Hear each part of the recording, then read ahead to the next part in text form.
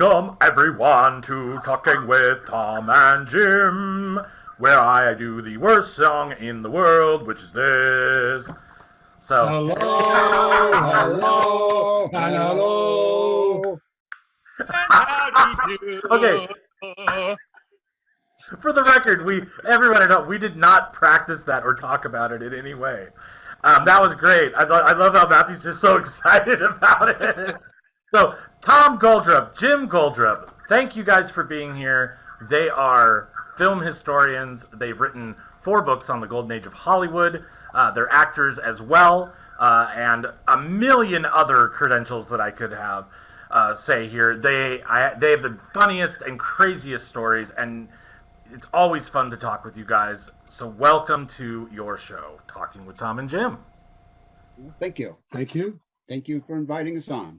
And beside me is Matthew Rose, who has a crazy room that he sits in. I do. It's semi-organized and semi-chaotic, and that's where I live. That's right. So welcome back, sir. Always good to have you with us as well. I believe this is going to...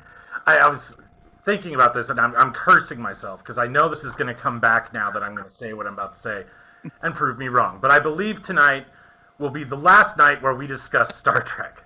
We've discussed Star Trek for so long, or it feels that way.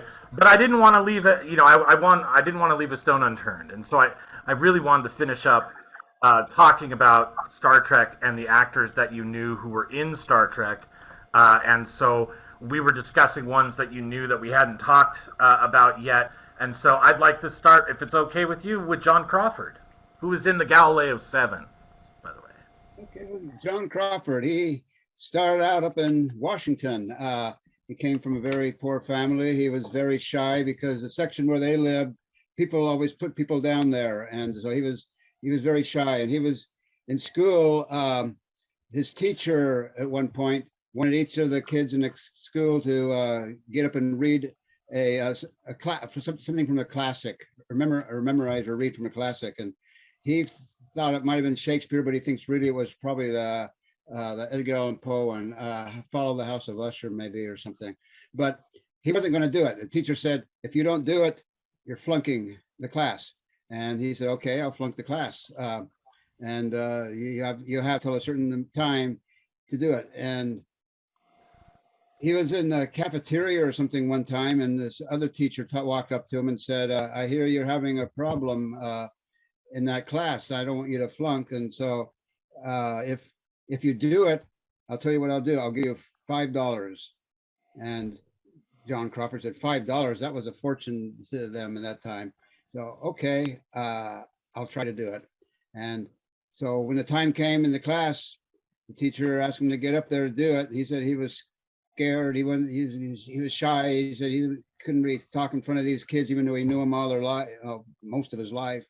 But he got up and he stammered through most of it. And the teacher saw that after about 3/4 of the way through that he was having a rough time. So he said, John, that's great. You did good. You don't have to do the rest.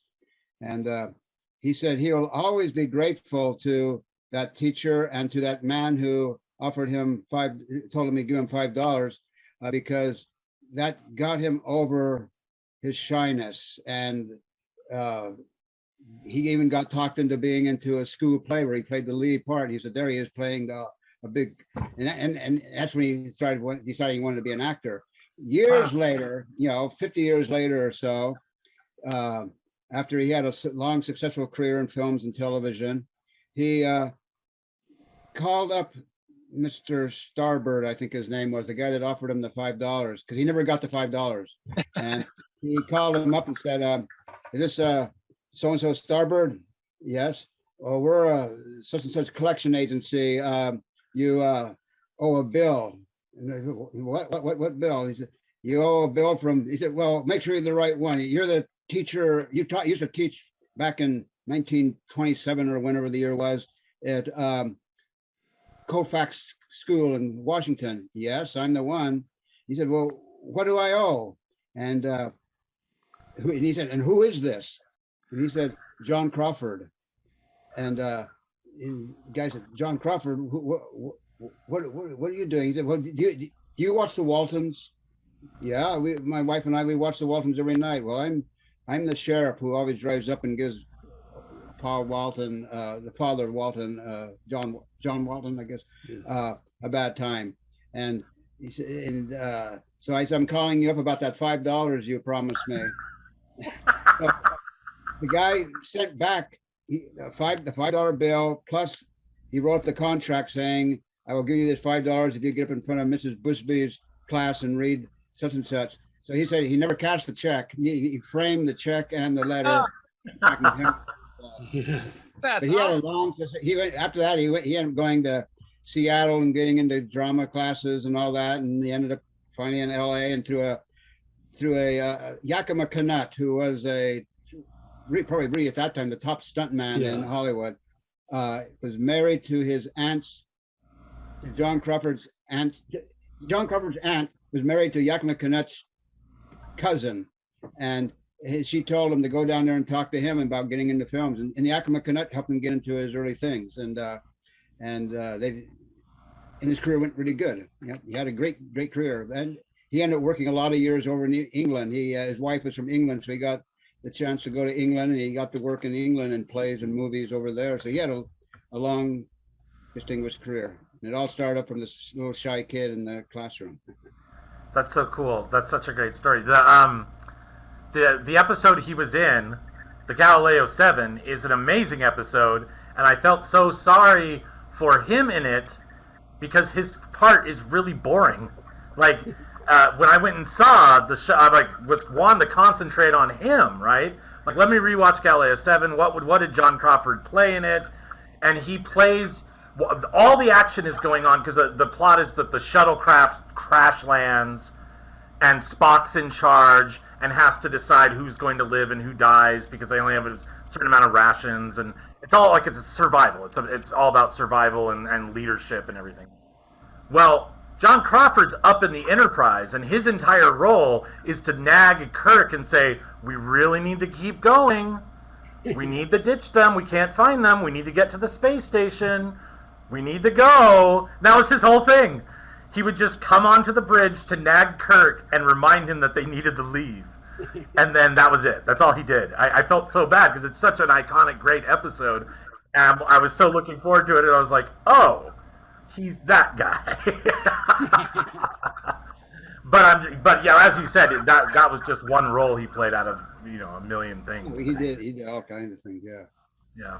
When he was in England, one of the films he did was Jason and the Argonauts, and he went on and on and on about the crazy times of making that film. But that's too much to go into detail for this time anyway. Well, I would love to hear some of that. If you remember anything about Jason and the Argonauts, I would love to hear. That's one of those films for me, woke me up to how surreal storytelling can be, right? Like, I love that. I saw it was on late night television for me. I snuck down, would watch TV without my parents knowing, and Jason and the Argonauts on. I was like, you could do this in film? Like, blown away. So if you could tell me any like backstory on that. I'll tell you what we'll do on that one. Let's do a Jason and Argonauts episode down the line. Okay. Because then I'll review it more and get the story more fresh in my head. Okay. For sure. Yeah. All right. So moving on. This is an episode. Well, the actor is Phillip Pine, and the episode is The Strange Curtain. And in the episode, an alien force sort of pits. They drag all these people out of time periods and pit 4 heroes of history versus 4 villains of history. And Phillip Pine plays one of the villains, who's a fictional man from Earth in our future who does mass genocide. But obviously, Phillip Pine did not do that. He played a part. So what can you tell us? Once again, some of the people who do some of the nastiest things in movies can be one of the nicest people you meet in real life. Yeah. Yeah. Well, he worked on him and his wife worked for about 8 months on a showboat on the Mississippi River. Yeah, and he said he got so bored that he wanted to find something to do, in between shows, And so he started fishing, which he didn't like fishing. And he caught an eel, a big eel. So he got a big tub, put the eel in the tub. And he says he's going to make a pet out of the eel. Next day, when he gets up from the night, when he wakes up, he comes downstairs, and he says, "There is this eel on the breakfast table. The people got his eel, cooked it for breakfast." And he said he and his wife decided that it was time to quit the showboat and head off to California. Yeah, he was doing Shakespeare when he was 12 years old in Berkeley. He played Puck in Midsummer Night's Dream. But him and his wife met before the Mississippi riverboats. He got a job working for this one theater in Jackson, Michigan, and the actress who was playing opposite him wasn't up to it, and they decided they needed a new actress, so they got a new lady to come in named Madeline, and 6 weeks later they were married, and they had a great time together, great life together. He had a long career doing theater. He liked theater better than movies, really. And so he'd go back and forth between LA and New York, LA and New York. He said people thought he worked all the time in the movies, but during the summer when the plays were closing down, kind of, he'd come back to LA and do a few TV shows and go back to New York. But he said even some of the shows he was in, he said, were ridiculous. You know, The Phantom from 10,000 Leagues, and sort of filmed, probably the only movie filmed in a bathtub. But he said that you always, no matter what you got to do, and he did some great films too, but whatever you got to do, you always did your best. And he said, and the one thing he can say, looking over his career, was he was happy.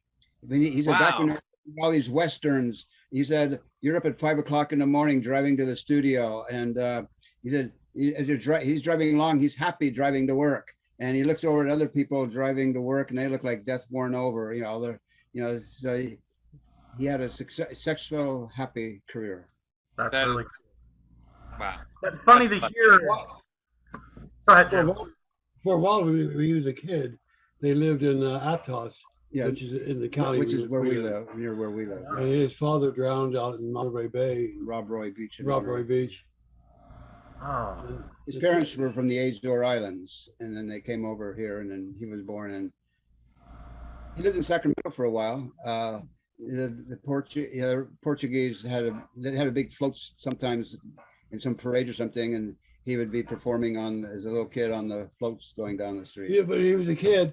Him and his brother would sell news. They'd buy newspapers for a penny a piece, and they would sell papers at night. And he said that they would say like war, extra, war declared, and people would come and buy the paper, and they'd run around the corner outside, a lie, but they made money. So they were real life newsies. They were newsies. They were And they were war profiteers.